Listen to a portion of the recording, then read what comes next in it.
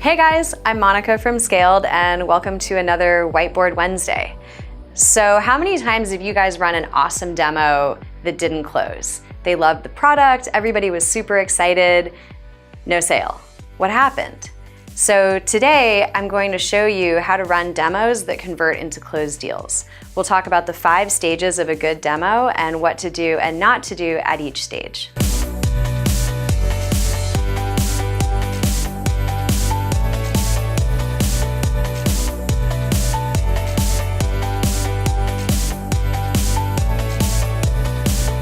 So you've got the meeting. What's the first thing that you want to do? Set the agenda. So this is really important because there might be people on the call that haven't talked to you before. They might not know why they're there, and they kind of want to know what's going to happen on this meeting that they've been asked to show up to. They might have questions. They want to see the product. You're talking. What's going to happen? So the very first thing that you want to do is tee up what the meeting is about. Talk them through what you're going to cover that day, who you are, when things are going to happen, when they're going to be able to ask questions, and what they can expect coming out of the meeting. Things not to do at this stage: don't skip this part. Very important. I know it can be really tempting to just jump right into the product and show people what you know they want to see. But if you don't skip this part, you're doing yourself a huge disservice to set the tone and make sure that everybody is able to get what they need out of the call. So the second thing that you want to do, it's not the demo yet, you want to recap their objectives. So at this point, you've already done a great discovery call. And so you have a lot of information about this company and how you're going to be able to help them and what's important to them. Make sure that they know that. Bring it front and center on the call and make it really specific. So go back to your notes, write down some bullet points of 3 to 5 key objectives that you know that they really care about. Use their language wherever you can. So if there are industry specific terms that they use or any little acronyms that you've picked up, make sure to put those in to the call and involve everybody in the conversation. So there might be people in the room that you haven't talked to yet that have been invited into the meeting. Make sure to mention them by name if you can. If they've talked to you about some of the things that you're recapping, make sure to give them credit for it. So, as Kevin was telling me yesterday, this is a big priority for you guys going into 2019, and just make sure that everybody is engaged. Things not to do at this stage: don't talk about your product yet. We'll get to that in a minute. At this point, we're just keeping it about their needs and how you're going to help them. So then the next thing that we're going to do is start to frame the conversation around what we do as a company. So introduce your worldview. And again, this is not exactly about your product. It's about the problems that your company was built to solve. And what you want to do at this stage is start to tell a story about why they should care. So start with speaking to a common issue that you know is probably top of mind for them.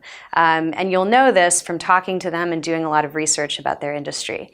The second thing that you want to do is start to describe the bigger implications of this problem. What is this going to mean for them, and what are the costs of doing nothing, right?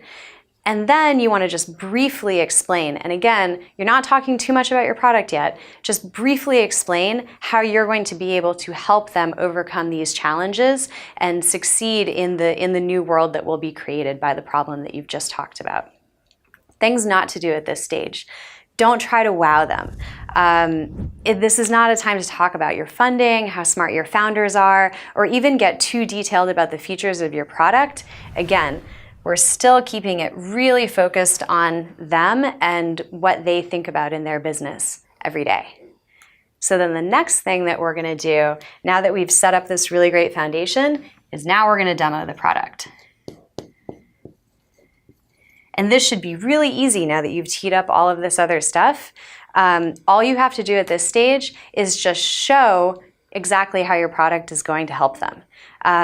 And you don't have to show the whole system. Just focus on the features that you know are going to solve their challenges.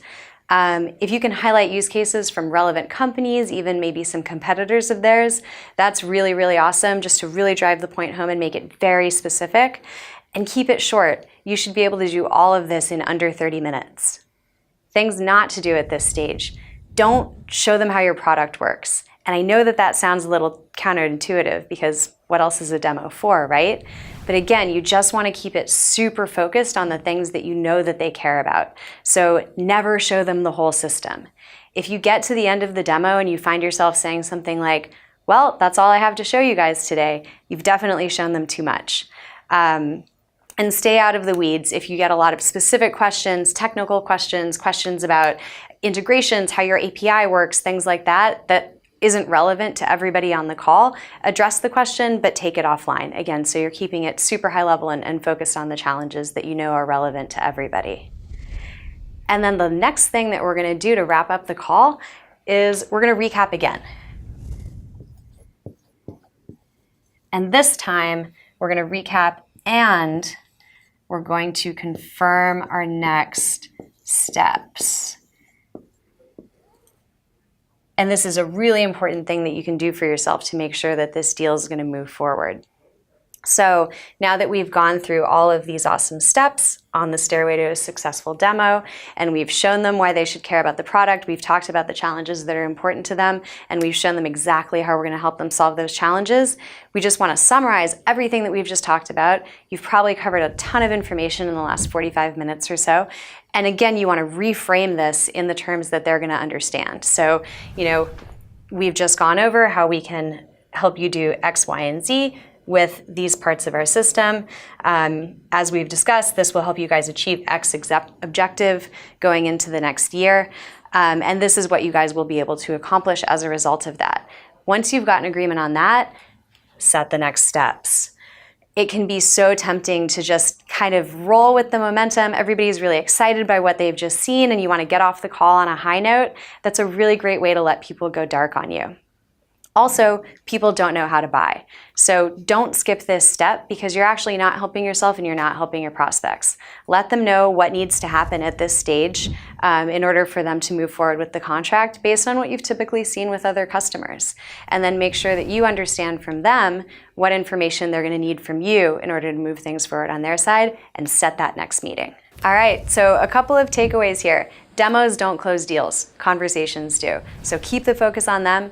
Tell a story, recap, recap, recap, and never leave a meeting without setting next steps. Thanks for joining us on Whiteboard Wednesdays. This is Monica with Skaled. We're super excited to be a partner of Discover.org. Really excited to put this content out for you guys. Please subscribe to the channel, tell us in the comments what you think. What's been working for you guys? What questions do you have? We love to hear from you, and stay tuned here for more great content.